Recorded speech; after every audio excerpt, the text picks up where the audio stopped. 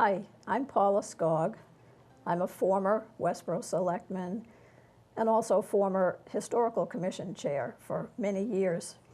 I'm very excited today to be here with Nancy Miller and Ada Whitehouse, and we're going to talk about some recently uncovered information about the history of the Merrie M.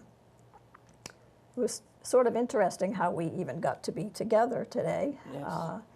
It started with a question from Nancy. Do you want to tell us a little about that, Nancy? Well, at first, the question arose when a person in my building, I won't mention names, she kept saying that the building used to be an old ice cream shop, and it was a candy shop and a diner. She says she remembers coming out of the high school across the street and going over there for lunch instead of eating in the cafeteria.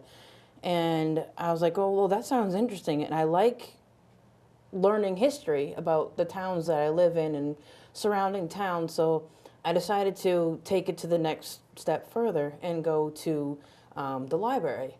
And me and Tony, we searched and searched. We couldn't find anything. So it wound up being a roadblock. But I wasn't going to give up. So I continued to ask questions. Finally, I got in touch with you, and you posted the question up on Facebook, and it went from there. And found a whole lot of images and stories behind the Merrie M, and the fact that it was actually Merriam, and I think they messed up on the name or something, but. No, I'll check with Ada about that, because Ada Whitehouse is the daughter of the woman who started the Merrie M. Wow. Could you tell us a little bit about when that? Merrie M. Ashley. It was in the mid-1930s, and I'm not sure who contacted my mother. Someone probably from the Congregational Church here, but they felt there should be something a little more elite than the diner down by the Bay State Abrasive. And she was very happy to accept the challenge. One of the things we did at that time, we were living in Marlboro, and there was a big old store that had walls of plates and all kinds of things, and she went in there to look at what they had, and of course were on sale. And one of the things that she picked up, which was interesting to me, used to be a little thing that had a little saucer and little holes in the top. Well, it was to put the old lady's hat pins in. Oh. And she bought a whole series of those because she envisioned 2 dining areas in this big house. And one was the colonial room that had maple tables and chairs, etchings on the wall, and a nice big old-fashioned sideboard. And when you ordered when the waitresses ordered the dishes, they needed to say, well, this is for the colonial room. The other room towards the front had white walls, but had murals on them that were done by a man named Fritz. Well, we called him Fritz, but Robbins. And that had the booths in it and had Fiesta-ware dishes to match the walls, the colors on the walls, and you always had to say it was for the booth room. And I also went with my mother and dad to look at big ice cream makers so that they could make homemade, if you will, homemade ice cream. And it just kind of went on from there. I was not very old, so a lot of it was oblivious to me, but it ended into something very, very special, and not too many places around in the area had anything like it. I understand that the name Merrie M was sort of a takeoff on your mother's name, Miriam. I don't know who suggested that, but yes, that was what it was. And it still is called that today, 80 years later. So it was in 1937, I think, that your mother started the Well, the it shop had there. had to be a little bit before that, probably 36, because we had been here a while when that hurricane of 38 came through.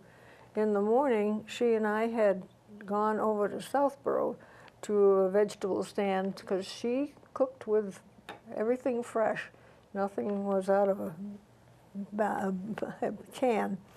And back in those days, nobody ever thought anything about saying, well, there's a big storm coming or anything or anything. And when we came back at noon, it was a little bit cloudy, but it soon developed into a lot more. And when I heard that the steeple of the Congregational Church had gone right down into the center meeting, we knew it was serious. Yeah, that was the hurricane of 38. Yeah. And The Baptist church steeple also well, came down.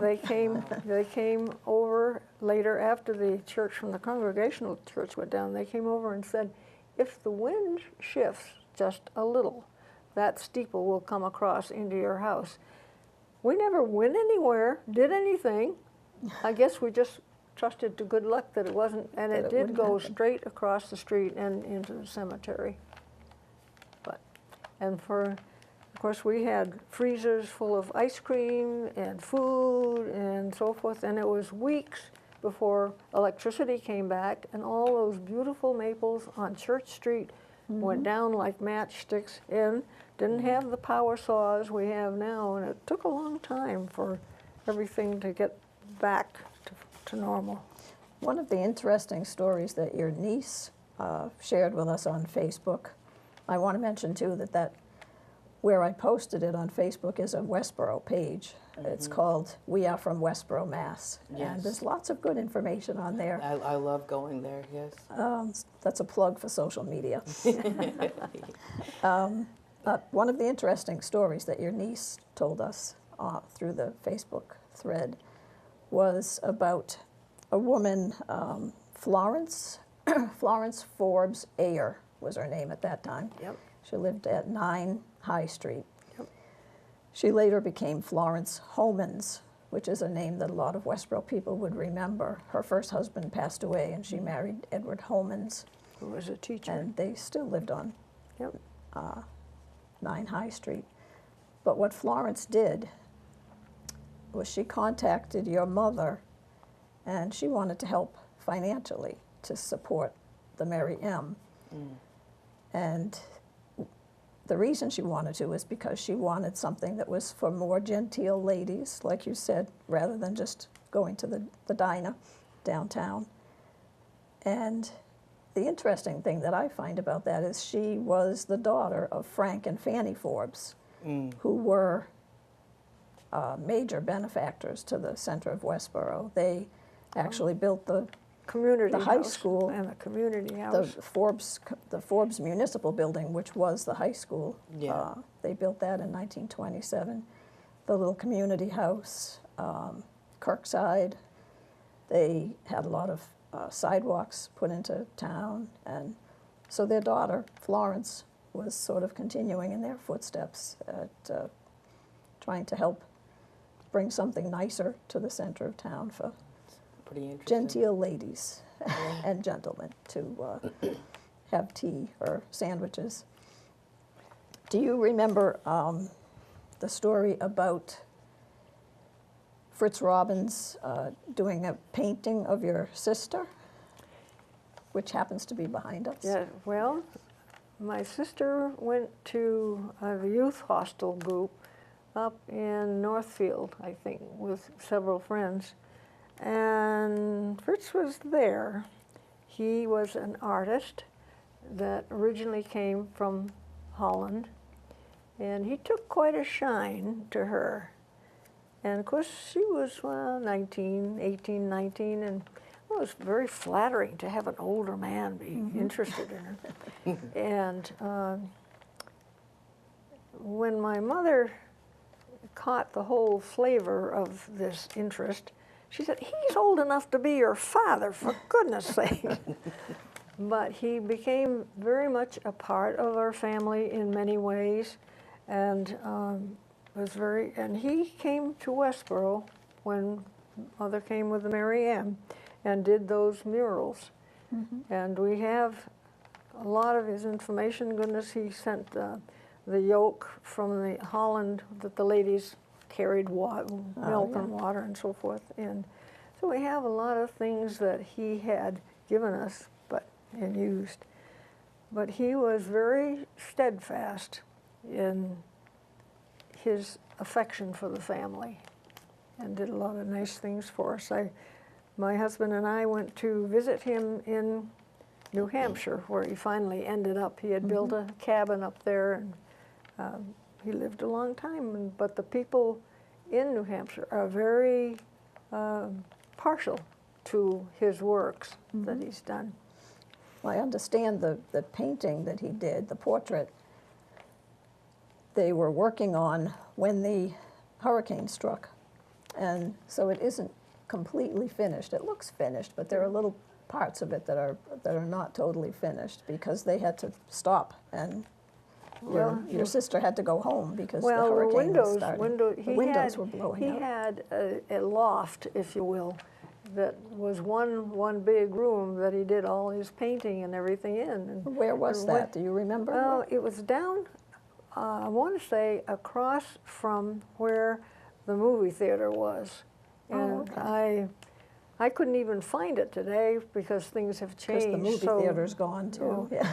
Well, it went in the hurricane. The whole brick front of the building came down. And after the hurricane was over, we all went and we could see everybody's apartment and all their furniture and everything. Wow. But the windows in this loft began to wave, and so they had to get out. To stop. And that's why the portrait was never totally finished. That's right. Yeah. But one of the wonderful things about Westboro was the perfect town for everybody, but especially for children. It was the perfect place to grow up. What do you remember specifically? I think you mentioned skating. Well, yes, there was on Blake Street, there was a small depression, not terribly small, but comparatively speaking. Every winter that was flooded, and the water, it wasn't terribly deep, so if anybody went in, it wasn't going to be a disaster. But it was there for people to come and go skating.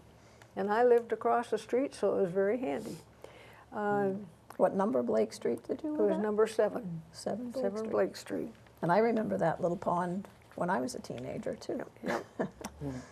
And there was, you could ride your bike anywhere.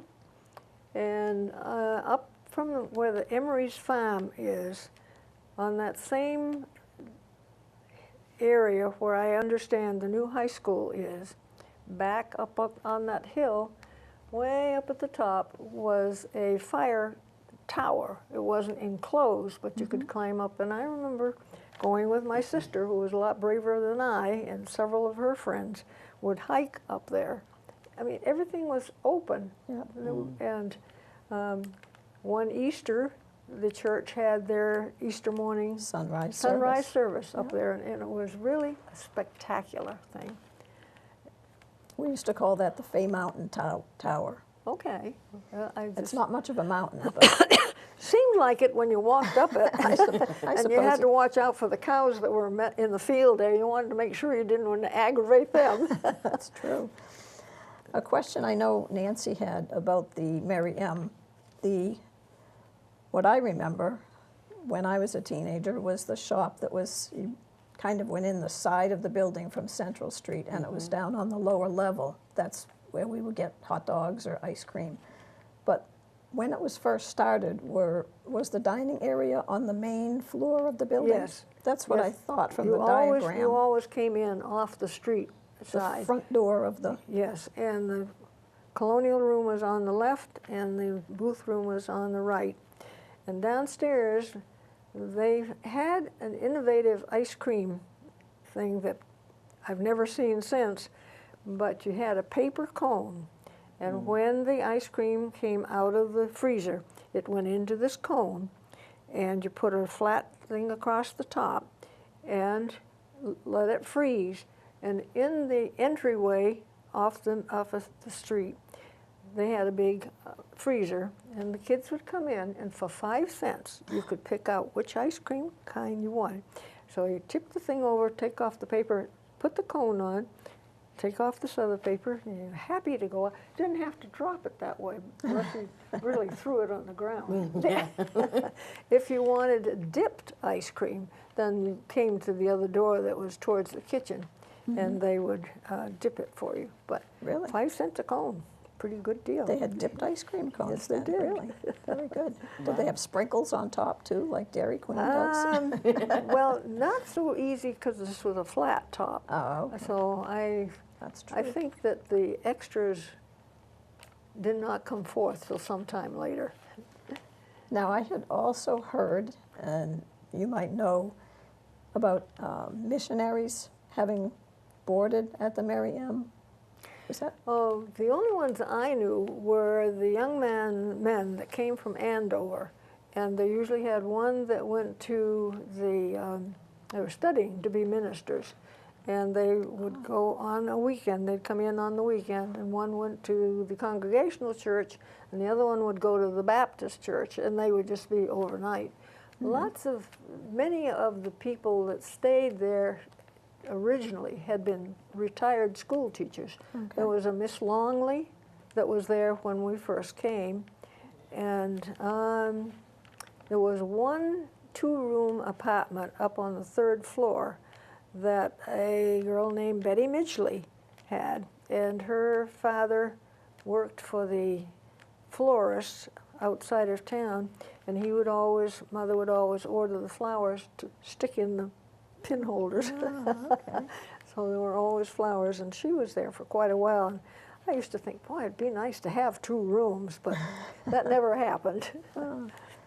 Now, your mother actually lived in the building as well? Yes, she lived in a room that, of course, it was such a big house, but back behind the colonial room and off to the side. So she was right there and knowing what was going on all the time, except when I'd sneak down the back stairs and go sneeve her a drink of orangeade and go back upstairs. My favorite thing at that age was to see if I could lie in bed and drink from this bottle. And of course, they were little neck bottles, and it wasn't always successful. No.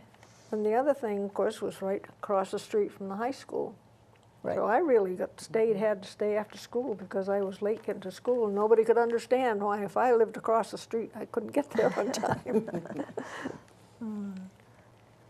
So, you told me earlier who owned the house, who owned the building?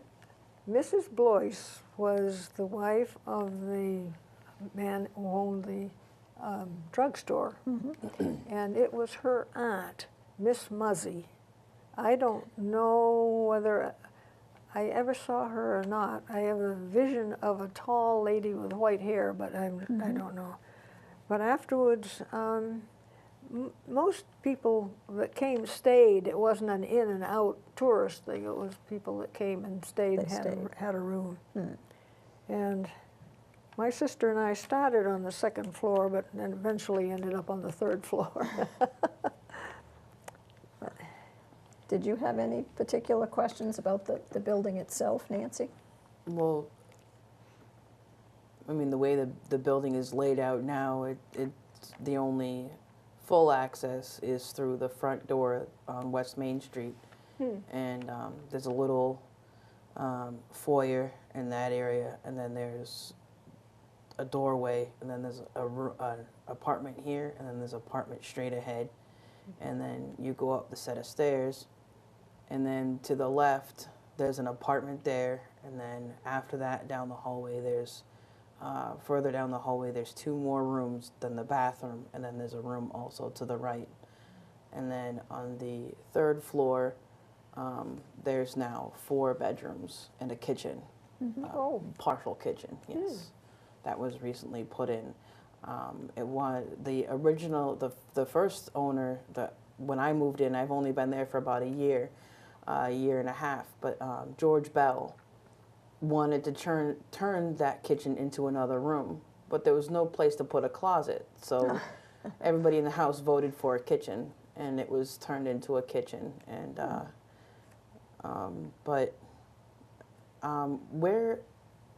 what was the purpose of the dumbwaiter? I know that was recently removed. Well, because the kitchen was built down into the part of the basement, Okay. and everything came up on that, and I was the dumbwaiter handler. Huh. Got Wow. home from the Thanksgiving game and got put to work right away. But that brought the food up and brought it hot and could be picked up by the girls to be distributed. So that was, So that must be, the kitchen must be what eventually became the little sandwich and ice cream shop that I remember, because Yeah, yeah. the dining area wasn't in the main part of the house back in the Yeah. 50s. Yeah. man, You mentioned the Thanksgiving game. that was, Did they always have a Thanksgiving Day football oh, game? of course. I've forgotten who the main rival was, but Northborough. it was always Thanksgiving. It seems to me it was Shrewsbury. Oh, it might have been back then. Yeah, and this high school was invited to use the field that was down by Bay State Abrasive and behind the Community house. shop. Mm. But it was always an early game, so I could be home by 12 o'clock to start. And my mother was innovative and very much ahead of her time. And in the middle of that room downstairs, which had windows and everything looking out onto the street, she had a large table in the middle that had ice, and all the things that needed to be cold were prepared there in the area around. Had a big cook stove, and in towards the back was where the dishwasher with help was, and the ice cream was made and so forth. And her meals were an article. She just made them special. Had to be sure and have a little parsley on it and decorate it, and on the right dishes and so forth. So, What was the most popular dish that was served that everybody liked the most? I didn't work in the kitchen, thank you. Well, I know one of the most popular flavors of the ice cream was the rum raisin. Rum raisin. That was the one that everybody liked. Yeah. Oh, goodness. And they said it had cherries in it too, which was Yeah. unusual. Yeah.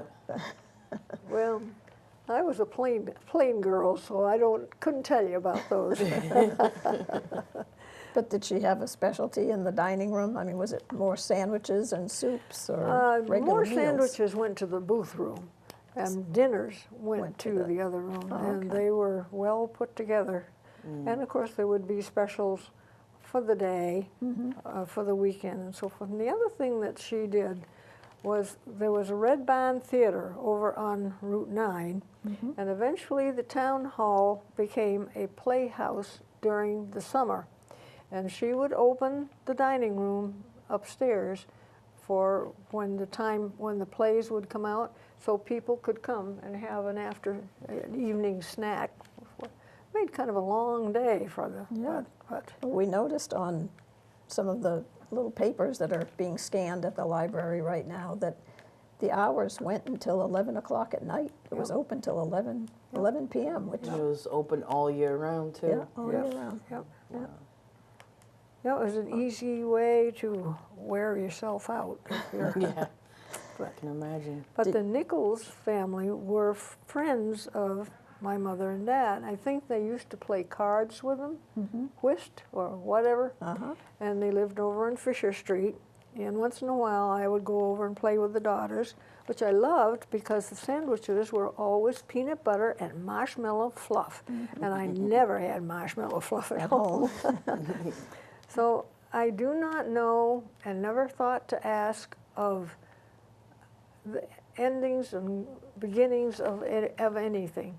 But it was very fortunate that the Nichols family were interested in taking over, because my father had other things to do, and it was too much for my mother to try to carry that all by herself. So she eventually sold the business to the Nichols. I guess that's- Lucy and Yep, Arthur. Arthur Nichols. Yep. And I assume, but Who knows? Well, I'm hoping maybe when people see this little program, Yeah. if there are some Nichols relatives still out there, might have some photographs and some Yeah. more information Well, of course, about they the had, later years. had 2 girls, 2 daughters. Arlene was the oldest, and I think, I don't remember for sure about the younger one. But it was well received in the town, and as I think back, I think, where did people park? They had to, when they came to eat, they had to just park along the street because unless they walked, well, everybody could walk. I walked from up by the country club all the way down to 1st grade, for goodness sake. So it's just, things were different. And you went to the schools that were on School Street. Yes. People don't even realize now that there were two schools there. Yep, the one had the 2 first grades, and then there was one that had the 2 second grades. Then the 3rd and up to the 6th grade were over behind those. And I remember the teachers from those schools. Who were some of the teachers you remember? Well, the 6th grade teacher was Miss Gibbons, and the windows faced out onto the street. And one day she was having us work on a poem, and one of the lines was a boy that was with a bunch of other boys, and this lady was trying to cross the street. So he came over and helped her. And when we got back to his friends, they said, "Oh, yeah, why?" And he said, "Someday, boys, your mother will be old, and she will need to have somebody help." And I looked up at the teacher, and the tears weren't rolling down her face, but she was an excellent, excellent teacher. Well, they all were. She was. She went on to be principal. Did she? Yeah, and she has a school named after her now, too. Oh, Yeah, yeah, the Well- middle school. Well, and the first teacher I had was Miss Cushman in the 1st grade. The second one, I believe, was Miss, forget that one. And you said there was a Miss or Mrs. Black that was... Yeah, Miss Black, all the teachers were single. Miss Black. Miss Black was in every grade had 2 sections, A and B, and she was principal of that small school. But we had art teachers, we had music teachers, we had physical ed, especially if you couldn't be out in the yard. There was a room down in the middle school where they had bars you could jump over, and we always had a special period when you went down with your class and did these things. So Westboro really cared a lot about their children, and it was parents didn't have to worry about them because there wasn't a lot of crime or passing people through. The other thing, of course, we had the train, and my sister went to art school in Boston. But I always had the fun of going down and meeting the train when she came home. And it was between Worcester and Boston, and it was well received. So that's very good. Well, thank you very much. Thank you both very much for coming today and sharing all this history. I'm so glad Nancy had the question to get it all started. Yes. Well, it's nice to brag about Westboro and the wonderful bakery. And when you lived there and your mother sent you down to the grocery store for a hamburger, it's 25 cents a pound. And bread was 11 cents a loaf. And the wonderful bakery had the best eclairs and cream puffs that ever were made. That was Wagner's Bakery, and I remember that too. Yeah. Wow. Yeah, very good. Thank you very much. Thank you. Yeah, it's been a pleasure.